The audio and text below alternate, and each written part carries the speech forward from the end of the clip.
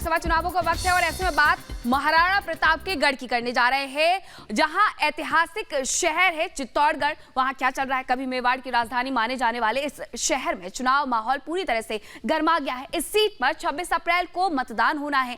पहाड़ियों की तलहटी में बसा ये इलाका अब बीजेपी और जनसंघ का गढ़ बन गया है। 1952 की अगर बात करें तो पहली बार हुए आम चुनावों में ही जनसंघ उम्मीदवार ने यहां से जीत हासिल की थी, लेकिन अब राजस्थान बीजेपी के प्रदेश अध्यक्ष सीपी जोशी हैट्रिक लगाने के लिए मैदान में उतरे हैं। तो दूसरी तरफ कांग्रेस प्रत्याशी है उदयलाल आंजना जीत का दावा भी कर रहे हैं। चित्तौड़गढ़ की इस सीट पर जनता क्या कह रही है, सबसे ज्यादा ये जरूरी है और आपको दिखाते हैं ग्राउंड जीरो से जनता की वो नजरिया जो वो कह रहे हैं।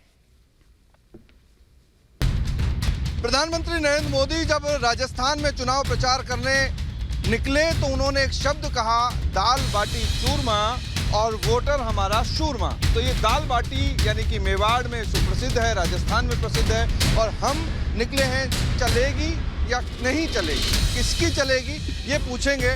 तो आंटी यहाँ पे हैं, ढाबा चला रही हैं। आंटी ये बताइए किसकी चलेगी, बीजेपी की चलेगी कि कांग्रेस की? बीजेपी की चलेगी। सीपी जोशी जी की चलेगी? नहीं, मोदी जी की। मोदी जी की चलेगी? हाँ। सीपी जी उन्हीं पार्टी के हैं। हाँ। कांग्रेस की नहीं चलेगी? नहीं, कांग्रेस की नहीं चलेगी। हाँ? नहीं चलेगी। नहीं चलेगी। अरे बाबूजी देखो कहाँ लेकर के बैठे हैं बाटी। तो ये बताइए बाटी लेकर के आप बैठे हैं, किसकी चलेगी? बीजेपी की? हम वोट देंगे उसी की तो चलेगी ना। मतलब आपकी चलेगी? को हम वोट देंगे ना। ये है वोटर कह रहा है हमारी चलेगी, किसी की नहीं चलेगी। और यहाँ पे देखो यूथ है, क्या नाम है? हरीश, ये बताओ किसकी चलेगी, बीजेपी की चलेगी कांग्रेस की चलेगी? बीजेपी की चलेगी। हैं? राहुल गांधी की नहीं चलेगी? नहीं चलेगी। तो चित्तौड़गढ़ सीट पर कह रहे हैं कि बीजेपी की चलेगी, लेकिन बात करूंगा, आपका क्या नाम? विपिन नाहर। तो ये बताइए कि किस दरभंगा में किसकी चलेगी और किसकी नहीं चलेगी ये जानने के लिए हम बस में पहुंचे हैं। लोग हमारे साथ हैं। भाई साहब किसकी चलेगी दरभंगा में? बीजेपी। भाई साहब किसकी चलेगी? बीजेपी की चलेगी। बीजेपी क्यों चलेगी? वो तो नहीं मालूम, लेकिन बीजेपी चले। आप लोग बताएंगे किसकी चलेगी भाई साहब दरभंगा में? बताइए। बीजेपी। क्यों सारे सुविधा दे रहा है, सनातन धर्म को लेकर चल रहा है। आप बताइए भैया, मुस्कुरा रहे हैं। किसकी चलेगी और नहीं चलेगी? बीजेपी की चलेगी। इंडिया गठबंधन की नहीं चलेगी, कांग्रेस की? हाँ, नहीं क्यों नहीं चलेगी? बीजेपी अच्छा काम करती है। आप बताएंगे भैया किसकी चलेगी? बीजेपी। क्यों चलेगी बीजेपी की? जो बीजेपी ने करके दिया है कांग्रेस कभी सोच भी नहीं सकती थी उस बारे में। यहाँ गोपाल जी ठाकुर ने काम किया। हम तो जब से समझने लगे हैं राजनीति को, तब से हम जानते हैं कि बीजेपी जब से आई है सत्ता में बहुत सारे काम हुए हैं। रोड देख लीजिए, नल जल देख लीजिए। तो हम बता रहे हैं चलेगी या नहीं चलेगा। बात अरुणाचल की करते हैं। अरुणाचल के नामसे से राजनाथ सिंह ये बताया जा रहा है, चूंकि चुनाव प्रचार भी किया गया है और भाषण भी इस वक्त दिया जा रहा है, इस पर तो हमारी नजर बनी हुई है। लेकिन बात अब हम कर लेते हैं दरभंगा की, जहां पर पिछले 2 चुनावों में बीजेपी ने यहां से जीत हासिल की है। इस सीट पर आरजेडी भी मजबूत स्थिति में है। कांटे की टक्कर मानी जा रही है। इस सीट पर किसकी चलेगी, आइए आपको दिखाते हैं खास रिपोर्ट में। दरभंगा में किसकी चलेगी और किसकी नहीं चलेगी ये जानने के लिए हम बस में पहुंचे हैं। लोग हमारे साथ हैं। भाई साहब किसकी चलेगी दरभंगा में? बीजेपी। भाई साहब किसकी चलेगी? बीजेपी की चलेगी। बीजेपी क्यों चलेगी? वो तो नहीं मालूम, लेकिन बीजेपी चले। आप लोग बताएंगे किसकी चलेगी भाई साहब दरभंगा में? बताइए। बीजेपी। क्यों सारे सुविधा दे रहा है, सनातन धर्म को लेकर चल रहा है। आप बताइए भैया, मुस्कुरा रहे हैं। किसकी चलेगी और नहीं चलेगी? बीजेपी की चलेगी। इंडिया गठबंधन की नहीं चलेगी, कांग्रेस की? हाँ, नहीं क्यों नहीं चलेगी? बीजेपी अच्छा काम करती है। आप बताएंगे भैया किसकी चलेगी? बीजेपी। क्यों चलेगी बीजेपी की? जो बीजेपी ने करके दिया है कांग्रेस कभी सोच भी नहीं सकती थी उस बारे में। यहाँ गोपाल जी ठाकुर ने काम किया। हम तो जब से समझने लगे हैं राजनीति को, तब से हम जानते हैं कि बीजेपी जब से आई है सत्ता में बहुत सारे काम हुए हैं। रोड देख लीजिए, नल जल देख लीजिए, बिजली देख लीजिए। दरभंगा में तो दरभंगा केजरी चलेगी। बीजेपी चलेगी या आरजेडी चलेगी? आरजेडी नहीं चलेगी, बीजेपी चलेगी। आप बता दीजिए, आपके दिल की बात बताइए, जो मन में है वही बता दीजिए। आप बताइए। बीजेपी की चलेगी। बीजेपी की क्यों चलेगी? काम कर रही है बीजेपी? बीजेपी बहुत बढ़िया काम चल रही है, इसके लिए तो बहुत बहुत धन्यवाद। आप बताइए भैया किसकी चलेगी? इस बार ललित यादव आएगा। ललित यादव आएंगे। काम ही नहीं किया यहाँ गोपाल जी ठाकुर। गोपाल जी काम नहीं किए हैं, मतलब चलेगी आरजेडी की लमसम। आप बताइए भैया। मैं क्या बोलूँ, किसकी चलेगी ये बता दीजिए। आरजेडी की चलेगा। आरजेडी की चलेगी। तो देखिए लोग यहाँ अपनी अलग अलग प्रतिक्रियाएं दे रहे हैं। किसकी चलेगी भाई साहब? Only BJP only BJP. क्यों सपोर्टर, क्यों काम कर रहे हैं। आप बताइए। आरजेडी का चलेगा। आरजेडी की चलेगी। ललित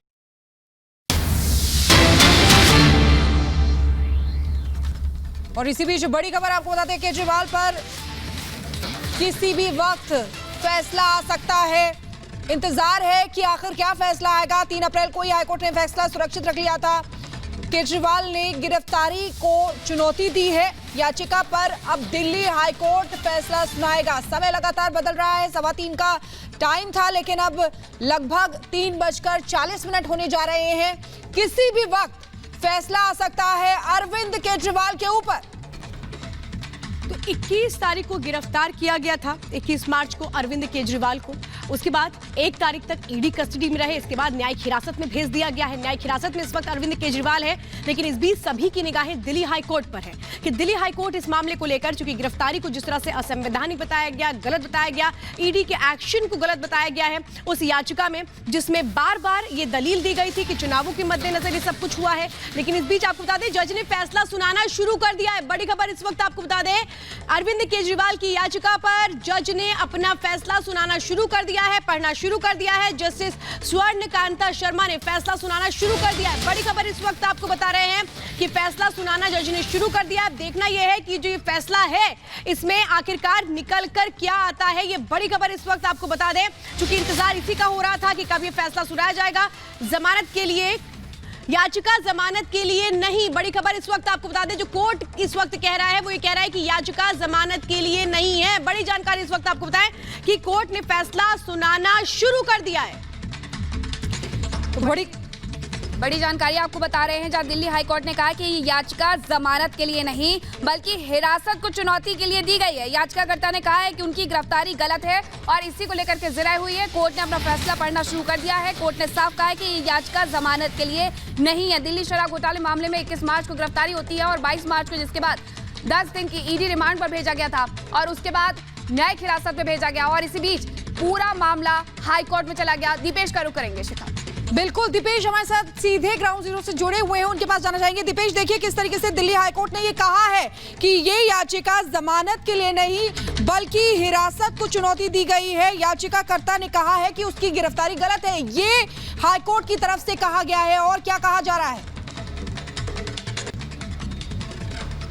देखिए, बिल्कुल जस्टिस स्वर्णकांता शर्मा की तरफ से फैसला सुनाना शुरू कर दिया गया है। साथ ही साथ इसमें यह बताया गया है, कोर्ट ने साफ कर दिया है कि ये जो याचिका है वो जमानत के लिए नहीं है। इतना कि नहीं, ईडी ने जो तथ्य रखे हैं उसके मद्देनजर केजरीवाल इस घोटाले की साजिश में शामिल गए। हाईकोर्ट कर रहा है इस वक्त बड़ी बात हम बता रखे हैं। इसमें हाईकोर्ट की तरफ से कहा गया है कि ईडी ने जो तथ्य रखे हैं उसके मद्देनजर केजरीवाल इस घोटाले की साजिश में शामिल हैं। यह हाईकोर्ट के द्वारा कहा जा रहा है। जस्टिस स्वर्णकांता शर्मा के तरफ से जो फैसला पढ़ा जा रहा है उसमें एक बड़ी बात का जिक्र किया गया है। तमाम दलीलों को हाईकोर्ट में सुना गया था। जस्टिस ने इस बात को सुना था। अभिषेक मनु सिंघवी की तरफ से क्या कुछ कहा गया था, ईडी की तरफ से क्या कुछ कहा गया था, उसमें अब हाईकोर्ट जब अपना फैसला सुना रहा है तो बड़ी बात का जिक्र हाईकोर्ट ये कर रहा है कि ईडी ने जो तथ्य रखे हैं उन तथ्यों के मद्देनजर केजरीवाल इस घोटाले की साजिश में शामिल हैं। ये कोर्ट कह रहा है। इतना नहीं, कोर्ट ने यह भी कहा कि याचिका जमानत के लिए नहीं बल्कि हिरासत को चुनौती दी गई है। याचिकाकर्ता ने यह भी कहा है कि उसकी गिरफ्तारी गलत है। तो ये तमाम बातों का जिक्र कोर्ट अब इस फैसले को सुनाते वक्त कर रहा है। जिस अब जो दलीलें हुई है उसमें अभिषेक मनु सिंघवी की तरफ से कहा गया था और ये कहा गया था कि ये जो गिरफ्तारी है वो राजनीतिक गिरफ्तारी है।